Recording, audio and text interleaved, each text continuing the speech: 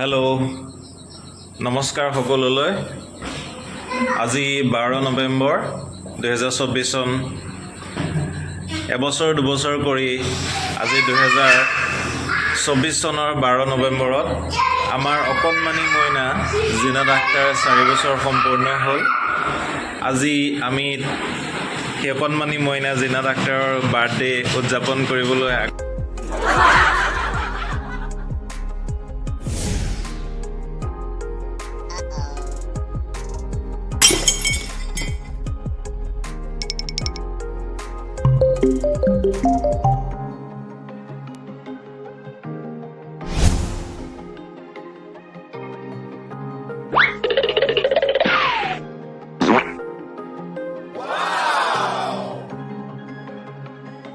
Amazing!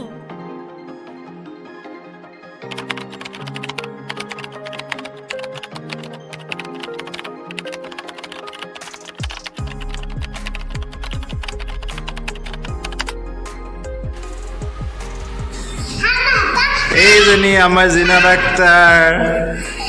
এয়া লগতে আমাৰ বাবা, বহুত দুষ্ট হয় বাবা।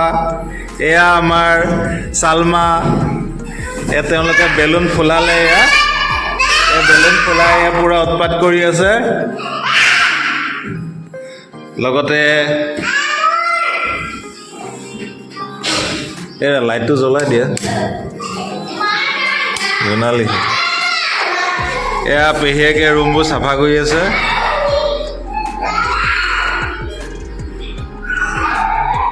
এয়া আৰু এজনী পেহীয়েক এয়া বহি আছে। এজনী পেহীয়েক এয়া বহি আছে।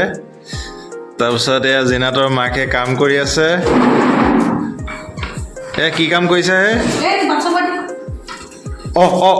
এয়া আমাৰ পাহি বেটিয়ে য'ত ত'ত মানে খেলি মেলি কৰি ফুৰিছে।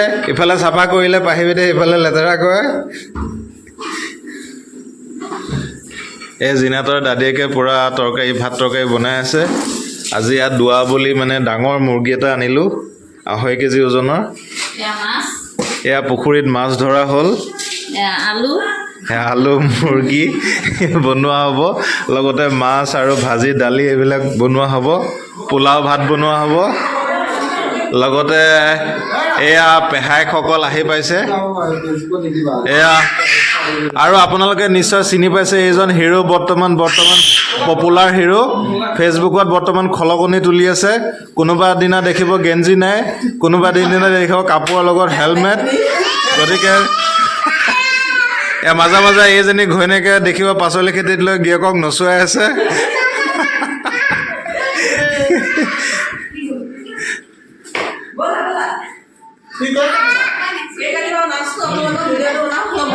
এয়া আমি এতিয়া কেক কাটিবলৈ আগবাঢ়িছোঁ। সকলো বলক, কেক কাটিব লাগে, আহক। আৰু ঘৰত অলপ আমি ঈশ্বৰৰ বাদে দোৱা কৰিম।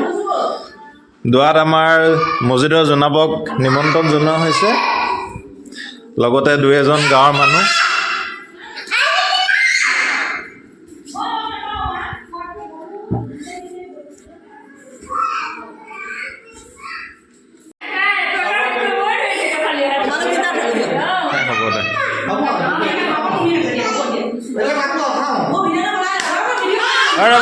ভিডিঅ'টো বনাব।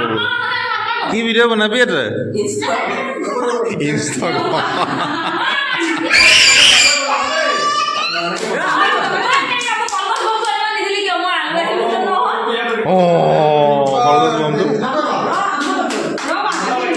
আম্মা ক'লৈ গ'ল?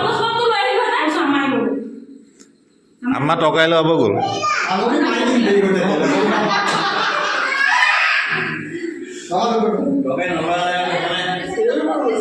এই আম্মা তৰকাৰী লৈ আহি আছে।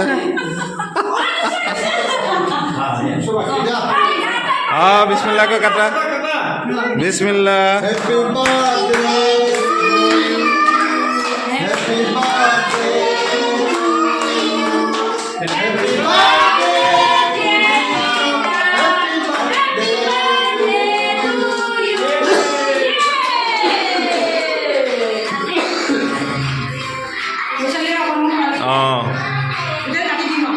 এতিয়া দাদিয়েক দাদাকক দিয়া।